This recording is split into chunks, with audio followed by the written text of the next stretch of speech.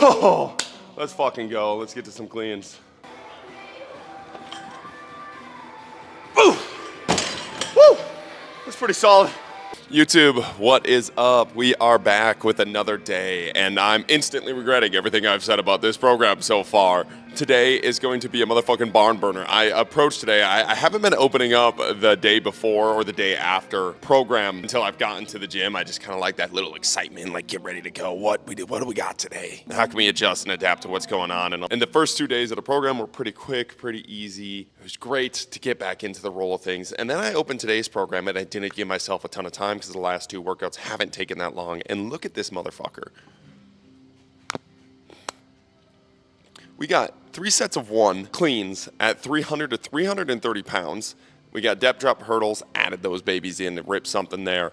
Then we got pause squats at 3 sets of 3 at 350 to 360 pounds. Those shouldn't be terrible. But then we got deadlifts, 3 sets of 3, 390 to 450 pounds. If the person writing this program thinks I'm ripping 3 sets of 3 at 450 pounds on those deadlifts, they are absolutely dead wrong. I will fucking fuse my spine in half. But we don't have a ton of time today because I was approaching this in the same way the past 2 workouts and then opened this up and got kind of messed up. So we're going to get as much done as we can today. It would be ideal if we finished it all before league here. But if not, we're going to get some serious work in and we're going to try now to fuse our spines. And then we'll add whatever we missed in today into tomorrow. And I did look at tomorrow because today scared the fuck out of me. And tomorrow is unbelievably light. I got 2 exercises. So we'll probably add those deadlifts into tomorrow. If we get them in today, that'd be sickening. Let's get after it. Let's go. All right, so we're going to start with these depth drop, the hurdle hops, just to warm up for these cleans. When I do these, typically I'll have the athletes start with high variation, high reps, just to warm up. I just think it's a great way to warm up while adding in a high level of variation, high level of movement exploration, gets them going a little bit, gets them a little bit more excited, gets them used to landing and jumping out of a bunch of positions. I just think it makes it a little bit more athletic. And I'll give them a prescribed set number of these jumps. So we'll hit like 15 to 25 of these variation jumps where every jump has to be, try to be creative and try to be new with these jumps. And then after those 15 to 25 total jumps, we're getting a ton of jump volume in, a ton of different landing positions in, and again, like the energy explodes in a room when we do that.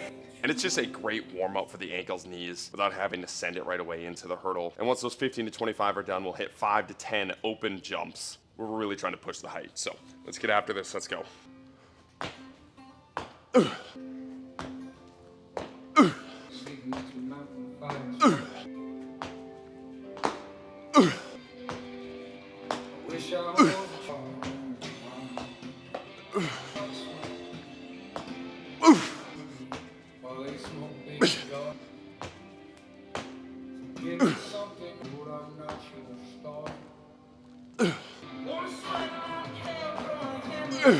We did normal, side, side, lunge, lunge, high landing, low landing, lateral landing, lateral landing.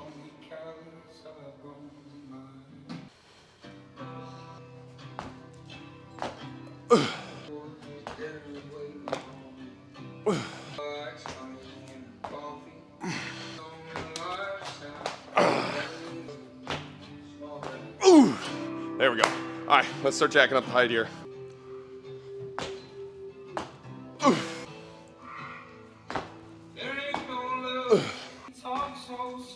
Oh!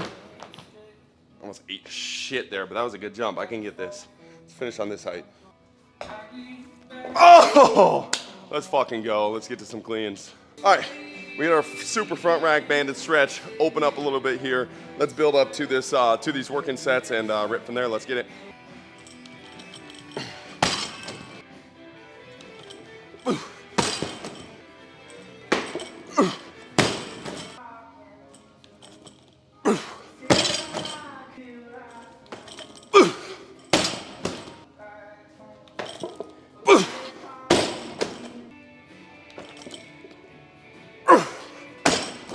All right, so this is gonna be probably our first working set. We got 300 to 330-ish pounds. Supposed to hit 3 working sets. This is based off a percentage of my 1 rep max. And the 1 rep max was not after a 2-week break going to Hawaii. My legs are absolutely fucked from Monday still. The DOMS is absolutely brutal. Yesterday actually wasn't terrible, but my legs from those squats feel like they're ripped in half. So if we can get to 330 today and hit a couple working sets, that's great. Otherwise, we'll hit a set of 300 here. But basically, we're just gonna turn it into working sets, capping it at 330. So if we hit 330 it today, that's amazing. Otherwise, we're gonna stay within that range and hit this, hit 305, hit 315, and that 315 mark will probably be the litmus test on how today is gonna go. But even there, we got 3 working sets within that range. If not, we're gonna count these first couple as warm-ups, use that 315 as our first working set, go 315, 320, like 330-ish.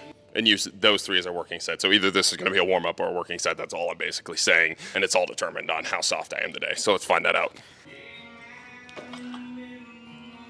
Oh, holy mother of God, that was sloppy. I lost complete tension there. We gotta get used to moving some heavy weight again, Jesus Christ. So just finished up cutting up the EMOM rants that I had about how EMOMs are one of the best things for auto-regulation. And it got me thinking, after talking about this program and what I'm doing today, you yourself are the best auto-regulation. I should clarify that. You, the individual athlete that is you, or that is in front of you, is the best form of auto-regulation. No coach knows exactly how you're doing. No program, no technique, and none of that knows exactly how you're doing. You, yourself, have to know how you are doing and how you are feeling. And we can use all the tools. We can use the video. We can use velocity tracking. We can use the EMOM method. We can use build-up methods. We can use an APRE method. We can use all these methods, but all these methods are just giving you yourself data points to say, either you have to go harder today or you have to back off today. And I think a lot of people over-rely on these tools and overuse these tools, and specifically not even the tools themselves, but coaches, and they over-rely on coaches to give them that feedback, or something is written on a program that they obviously cannot do that day. And instead of auto-regulating themselves and being all right with that and changing that program, they think it's set in stone, and they either go and fuck themselves up or they crash out that they can't do that thing that day and just completely fall off the program and psychologically stress themselves out more than anything physically we do in the gym. And I just think people get lost in what all of these things are, which are just tools for you yourself to swing, and tools for you yourself to use. And you gotta pay attention to them, and you gotta use these data points to pay attention to what your body's telling you and how you're feeling that day and what you're capable of doing.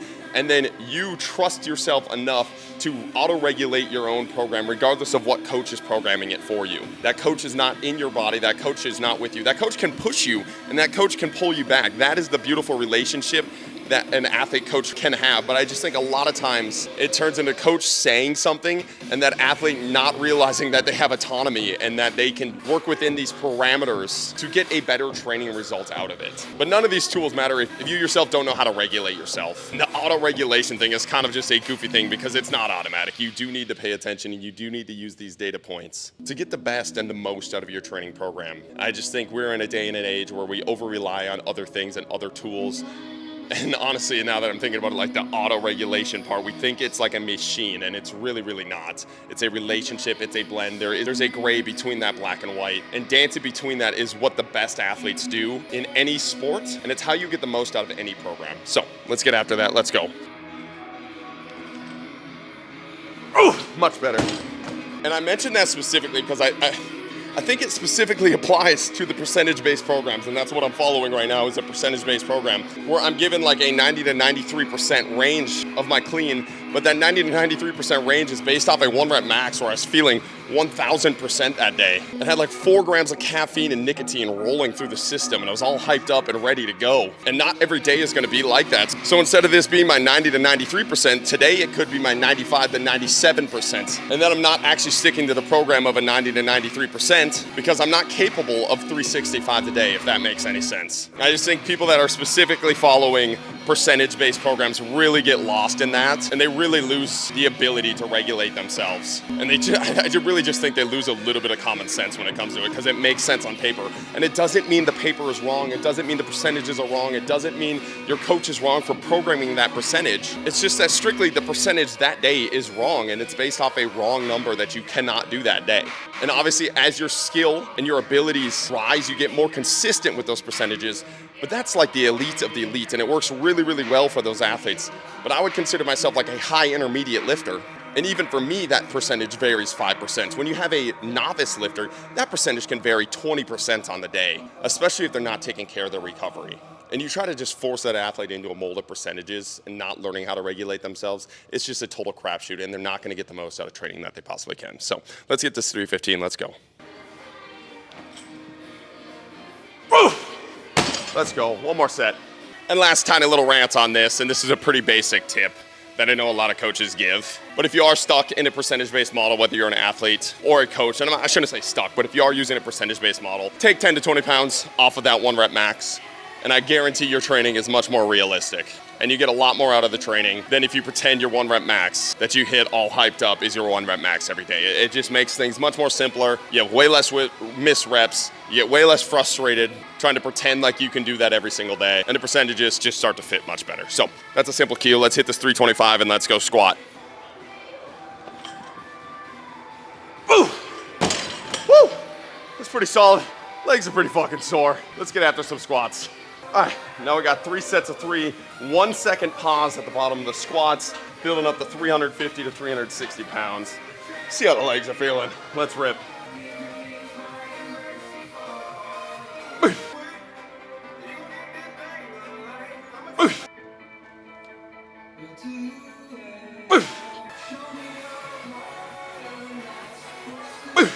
All right, working set number 1 here. 1 second pause, 3 sets of 3. My butt cheeks are gonna be fucking sore. Let's get it.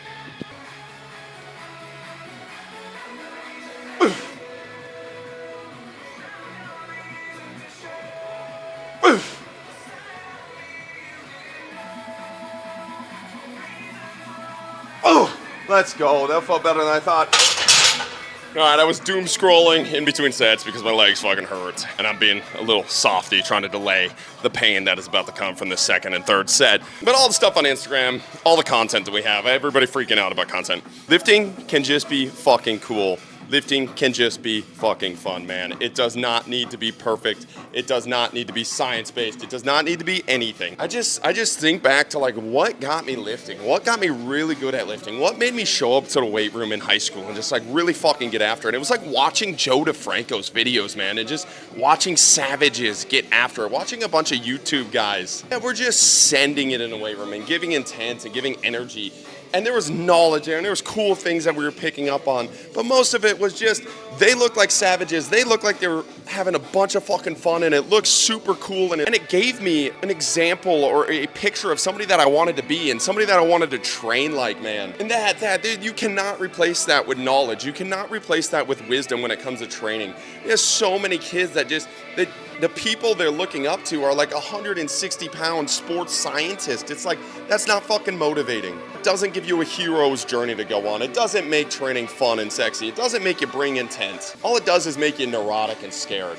More people just need to go into the weight room all fucking hyped up because they watched a sick fucking training montage before while they were downing their pre-workout with their buddies in their locker room, and they wanted to go become the savage that they just watched. They wanted to become better than the savage that they just watched. And I really think we need to get back to our roots of content just a little bit. I'm not saying throw out all the knowledge. We were just fucking ranting about autoregulation and all that bullshit. But man, let's make training fucking cool again. Let's make training fucking fun again. And it's okay to do so. It's okay if some nerd out there is gonna look down on you because you're getting after training. You're gonna get really fucking big. You're gonna get really fucking strong. You're gonna become a beast. And that nerd is gonna stay a nerd. And if he's happy being a nerd, that's amazing. But don't let the nerd shit on you for wanting to become an absolute unit, an absolute freak. And that's truly my goal, much more than trying to be the nerd. Even though I've gone through phases of trying to do that. And again, there's a middle ground, whatever. I just think we've swung way too far over here and there's not enough motivation. And now it became uncool to get all fucking hyped to go train it. And that's so stupid.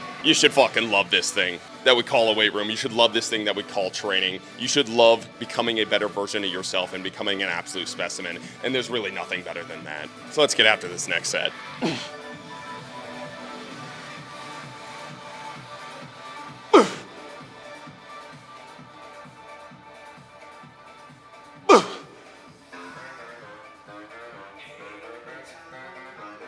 Oh, let's go. All right, last set here, then we gotta run the softball. Let's fucking get it.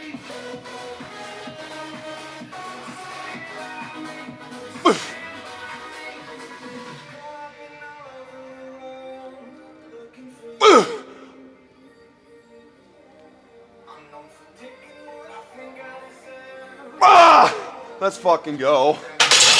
That's a sickening day. Didn't get everything in. Probably, honestly, now that I'm looking at the program, tomorrow's supposed to be a low day on the program. I'm not gonna fuck that up by adding in the deadlifts tomorrow, so I'll probably add those in Friday, which I'm assuming is gonna be another high day. Haven't looked at that yet. We'll add in the deadlifts Friday. Tomorrow will be a nice low day. Probably add some bench, probably add some upper body mobility stuff in there, and we'll get some nice light prep work done for Friday's Send It Day. Appreciate you guys watching. And again, let's make training cool again. Keep chopping the wood.